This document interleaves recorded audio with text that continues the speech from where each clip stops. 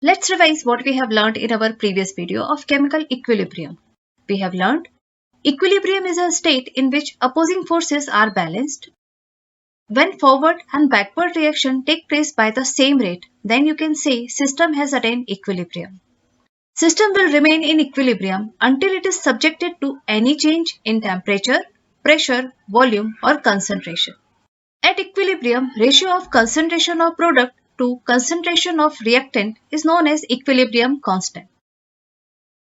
If is there any change in pressure, temperature, volume and concentration, it disturbs the state of equilibrium. According to Chatelier Principle, in that case, system tries to nullify that change in order to regain its state of equilibrium. For newly established equilibrium, value for K equilibrium will also be different because K equilibrium is a constant for a set of pressure, temperature, volume and concentration. On changing either of the parameter, value of K equilibrium will also change.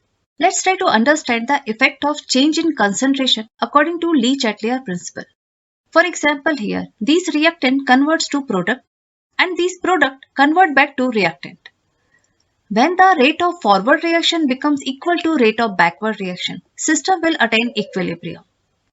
Now, if we increase the reactant concentration, it will disturb the state of equilibrium. In such condition, system will try to decrease the reactant concentration by consuming it. In order to consume more reactant, it will fasten the forward direction reaction until equilibrium re-establish. Now new equilibrium point will be obtained in right direction. Let's try to understand the same example by real equation.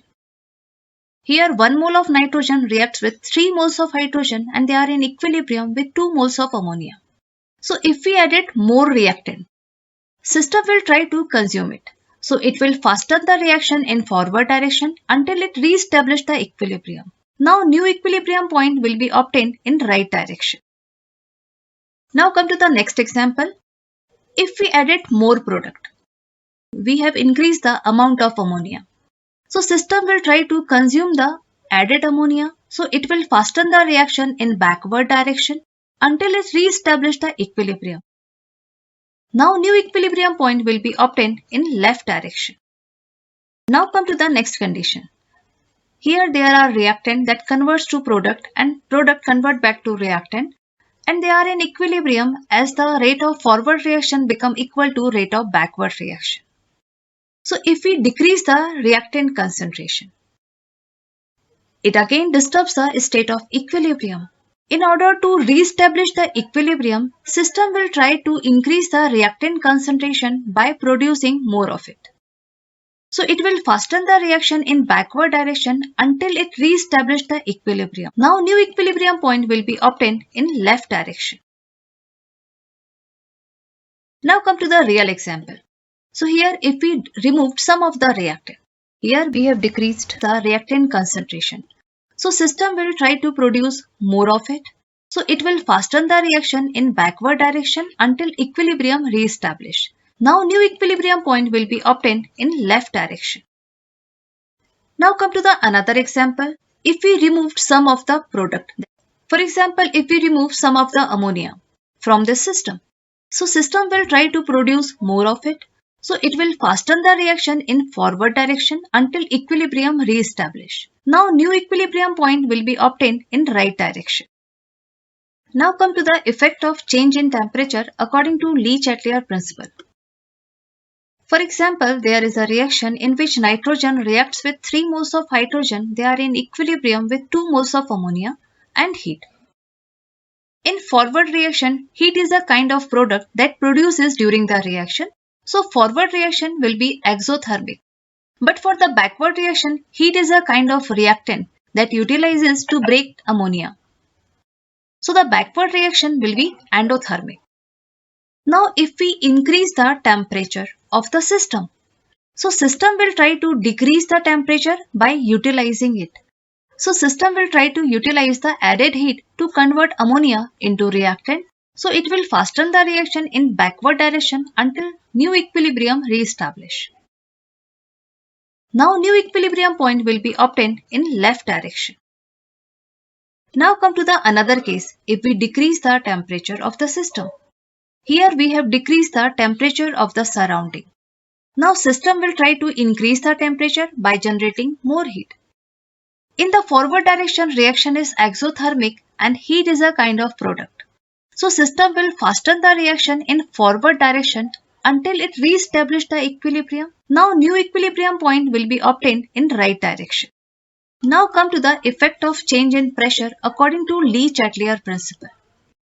If we increase the pressure, system will try to decrease the pressure by reducing number of moles. But how number of moles are related to pressure?